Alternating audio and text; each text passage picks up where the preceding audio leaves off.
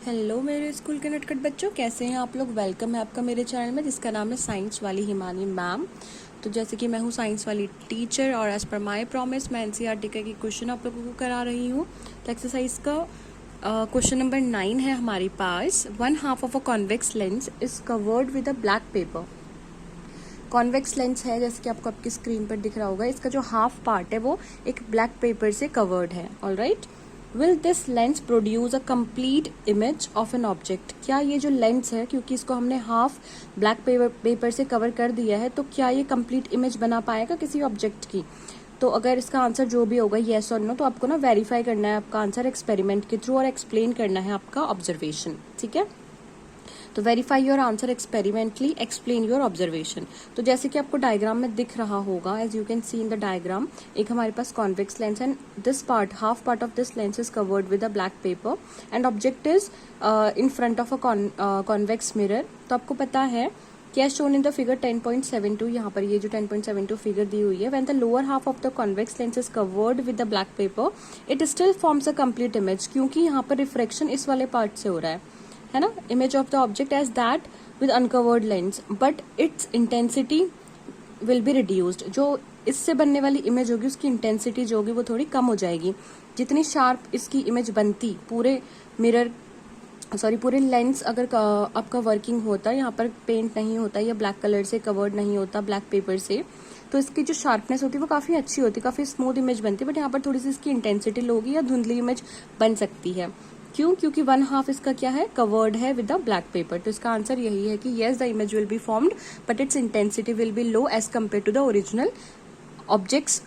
ठीक है, objects value जो भी उसके ऑब्जेक्ट की होगी उसकी इंटेंसिटी थोड़ी कम होगी। Alright, next question on your screen is an object 5 centimeter in length is held 25 centimeter away from a converging lens। अब यहाँ पर लेंस का नाम नहीं दिया हुआ है, यहाँ पे कन्वर्जिंग लेंस बोला हुआ है, तो आपको पता होना चाहिए converging lenses are convex lenses. ठीक है, और डाइवर्जिंग लेंसेज कौन से होते हैं आपके होते हैं कॉन्केव लेंसेज। अब कन्वर्जिंग लेंस दिया हुआ है, उसके सामने 5 सेंटीमीटर की लेंथ का एक ऑब्जेक्ट रखा हुआ और उसकी डिस्टेंस मतलब इस लेंस से उसकी जो डिस्टेंस है, तब मान लीजिए कि यही अभी लेंस है फिलहाल, और ये नॉर्मल लेंस की बात हो रही है, नॉर्मल कॉन्वेक्स लेंस की। तो यहाँ से 25 सेंटीमीटर की डिस्टेंस पर एक 5 सेंटीमीटर की हाइट का ऑब्जेक्ट रखा हुआ है। फिर उसने बोला है कि उसकी फोकल लेंथ मतलब F focal length is the distance between this pole and what radius of curvature का हाफ होता है बेसिकली फोकल लेंथ। पोल और फोकस के बीच की डिस्टेंस होती है, वो आपको दी हुई है 10 सेंटीमीटर क्वेश्चन में। ठीक है, अब आपको बोला है कि draw the ray diagram and find the position, size and the nature of image formed. आपने रे डायग्राम की हेल्प से पोजीशन बतानी है कि वी कहाँ पर है, वी मतलब position of image formed from the lens. Size बताना है उसका कि कैसा बनेगा, बड़ा बनेगा या छोटा, मतलब मैग्निफिकेशन निकालना है। नेचर निकालना है, नेचर का मतलब कि वो सीधी बनी है, उल्टी बनी है ना, इरेक्ट और इन्वर्टेड, ये आपने बताना है। या हाईली डेमिनिस्ड बनी हुई है या डेमिनिस्ड बनी हुई है, इनलार्ज बनी हुई है, ये आपने बताना है। तो आपको पता है कि कन्वर्जिंग लेंस का मतलब क्या होता है, कॉन्वेक्स लेंस होता है। जैसे जैसे distance given in the questions are large, आपको पता है कि बहुत बड़ी डिस्टेंस है 25 सेंटीमीटर, तो हम कौन सी स्केल चूज करते हैं, 1:5, that is 1 centimetre represent 5 centimetre हमारे जब लेंस हम बनाते हैं। ठीक है, therefore on this scale 5 centimetre high object distance of 25 centimetre and focal length of 10 centimetre can be represented by 1 centimetre high. हमने कन्वर्ट कर लिया है, ये था एक लार्ज 5 सेंटीमीटर और 15 सेंटीमीटर 25 सेंटीमीटर एक बहुत बड़ी आपकी क्या होती है, वैल्यू होती है। तो स्केल में हम इतना बड़ा नहीं ड्रॉ कर सकते हैं अपने पेपर में, तो हमने क्या मान लिया, 5 सेंटीमीटर इक्वल टू 1 सेंटीमीटर मान लिया। तो इसका मतलब क्या हो जाएगा, 25 सेंटीमीटर का मतलब 5 सेंटीमीटर हो जाएगा। ठीक है, और 2 centimetre and 2 centimetre lines respectively. Now we draw the ray diagram as follows. सबसे पहले हमने क्या करना है, एक हॉरिजॉन्टल लाइन बनानी है जिसको हम बोलते हैं प्रिंसिपल एक्सिस। इस तरह से हम एक लाइन ड्रॉ करेंगे। अभी हम इसका डायग्राम नेक्स्ट पेज में देखेंगे, बट अभी समझ लीजिए थोड़ा ओरली भी इसको। तो आपने क्या करना है, प्रिंसिपल एक्सिस माननी है उसकी कॉन्वेक्स लेंस की। फिर आपने क्या करना है, centre line is shown by D E, जो ये सेंटर लाइन होगी इस तरह से उसको डीई नाम दे दिया।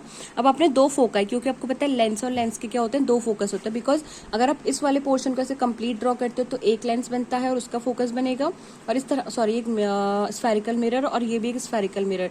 दो स्फेरिकल मिरर को जब आप साथ साथ रखते हो तो उनसे बनने वाला जो आपका ये वाला सेक्शन होता है इसको हम लोग लेंस बोलते हैं। तो इसी तरह से इसके दो फोकस होते हैं, एक को हमने एफ बोला है और एक को हमने एफ डैश बोला है on two sides of the lens. Each at a distance of 2 centimetre from the lens, क्योंकि 10 था, है ना, 10 सेंटीमीटर था जो फोकल लेंथ की लेंथ थी, उसको हमने 5 से डिवाइड किया तो हमारे पास 2 आया, इसीलिए फोकल लेंथ हमारी क्या बनी, 2 सेंटीमीटर बनी। क्योंकि हमने 5 सेंटीमीटर इक्वल टू 1 सेंटीमीटर माना है, यहाँ पर स्केल चेंज करी है, तो 10 सेंटीमीटर इक्वल टू 2 सेंटीमीटर हो जाएगा, क्योंकि हमें फोकल लेंथ 10 सेंटीमीटर दी हुई थी, अपने स्केल में कन्वर्ट किया तो वो 2 सेंटीमीटर हो गई। Draw a ray A B of height 1 centimetre, मतलब आपको ऑब्जेक्ट अगर 5 सेंटीमीटर की लेंथ का दिया हुआ है तो उसकी हाइट कितनी होगी, 1 सेंटीमीटर होगी। तो लेफ्ट हैंड साइड में आपने ऑब्जेक्ट ए बी बनाना है, कितने डिस्टेंस पर, 25 सेंटीमीटर की डिस्टेंस थी, बट हमने जब कन्वर्ट किया तो वो 5 सेंटीमीटर बन गया, 5 सेंटीमीटर फ्रॉम द लेंस। अब आपने क्या करना है, draw line A D parallel to the principal axis, आपने एक एडी मतलब एक तरह से एक रे हो गई है, then allow it to pass straight through the focus F on the right side of the lens. ठीक है, कोई भी आपको पता है कि पैरेलल आती है अगर हमारे लेंस के तो वो कहाँ से पास होती है, फोकस से पास होती है, तो एफ डैश वाले फोकस से पास होती है वो वाली। ठीक है, दूसरी साइड में, अदर साइड में draw a line from A to C. अब सेंटर ऑफ कर्वेचर से अपने अगर ऑप्टिकल सेंटर से अगर आप पास करोगे तो वो स्ट्रेट जाती है बिना किसी डेविएशन के। अब इसका हम देखते हैं डायग्राम, क्योंकि जहां पर दो रेज इंटरसेक्ट करती है वहां पर आपका क्या होता है, इमेज फॉर्मेशन होता है, ठीक है, वहां पर आपका क्या होता है, इमेज फॉर्मेशन होता है। तो इमेज फॉर्मेशन यहाँ पर कुछ इस तरह से हुआ है आपका, अगर आपको दिख रहा होगा आपकी स्क्रीन पर, ये हुआ है आपका इमेज फॉर्मेशन। ये था हमारे पास लेंस, ठीक है, हमने 1 सेंटीमीटर की हाइट का ऑब्जेक्ट ले रखा है, क्योंकि यहाँ पर 5 सेंटीमीटर इक्वल टू क्या है, 1 सेंटीमीटर है, ये है 10 सेंटीमीटर बुक के क्वेश्चन के अकॉर्डिंग, बट हमने 2 सेंटीमीटर की स्केल ली हुई है, ये था 25 सेंटीमीटर, तो ये हमने 5 सेंटीमीटर लिया हुआ है। ठीक है, और फोकस यहाँ पर 2 फोकस है, एक एफ है और एक एफ डैश है हमारे पास फोकस यहाँ पर, ये वाला पहला फोकस है, ये वाला दूसरा। तो आपको पता है प्रिंसिपल एक्सिस के पैरेलल कोई भी रे अगर आती है तो वो फोकस से पास होती है, और सेंटर ऑफ कर्वेचर से वो बिना किसी डेविएशन के डायरेक्टली पास हो जाती है। जहाँ पर ये दोनों रेज इंटरसेक्ट करेंगी तो हमारा इमेज फॉर्मेशन होगा ए डैश बी डैश।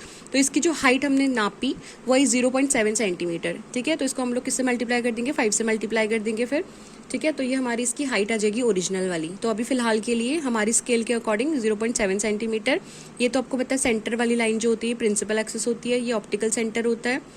ठीक है, यहाँ पर हमने क्या बोला, ए बी ऑब्जेक्ट है और डी ई क्या था हमारा, ये जो डी है, ये डी ई हमारे पास क्या है, ऑप्टिकल एक्सिस इसको हम बोलते हैं। ठीक है, तो ये कुछ हमारे पास कैलकुलेशन आई, और जो इमेज बनी यहाँ से आप अगर मेजर करोगे ऑप्टिकल सेंटर से तो ये आई 3.3 सेंटीमीटर, और फिर अपने स्केल के अकॉर्डिंग हम लास्ट में इसको 5 से मल्टीप्लाई कर देंगे। किस किस को करेंगे, दिस वाली डिस्टेंस को 3.3 वाली को और 0.7 वाली को हम लोग 5 से मल्टीप्लाई कर देंगे। नाउ अब आप कैसे लिखोगे इसको, अब आप लिखोगे इसको, मैं थोड़ा सा इसको जूम कर देती हूँ। ओके, तो ये है जो आपने लिख के आना है कि थर्ड हमारा जो ये 7th स्टेप है इसमें आपने लिखना है कि let the 2 lines starting from A meets at A dash। ठीक है, draw A dash B dash perpendicular to the principal axis from A dash। Now A dash B dash represents the real but inverted image of the object AB। Then measure CB dash and A dash B dash। It is found that CB dash is equals to 3.3 centimeters and A dash B dash equals to 0.7 centimeter। Thus the final position, nature and size of the image A dash B dash are, वो आपको देखो final result जो question में पूछा हुआ था वो यहाँ पर दिया हुआ है, और पोजीशन ऑफ इमेज जो है वो A डैश B डैश वो दी हुई है 3.3 सेंटीमीटर इंटू 5 सेंटीमीटर। 5 से इसलिए मल्टीप्लाई कर रहे हैं क्योंकि हमारे पास क्या है 1:5 हमारा क्या था, स्केल हमने लिया हुआ था। तो फाइनल आंसर आया 16.5 centimetre from the lens on opposite side. B है हमारे पास nature of image A dash B dash जो कि रियल और इन्वर्टेड थी। रियल क्यों, क्योंकि हमारी क्या बनी है अपोजिट अदर साइड में जब लेंस की इमेज बनती है तो दैट इज रियल, और हमारी इन्वर्टेड मतलब बिलो द प्रिंसिपल एक्सिस बनी है तो it is inverted. Next is height of image आपको दी है A डैश B डैश, वो है हमारे पास 0.7 into 5 centimetre which is 3.5 centimetre.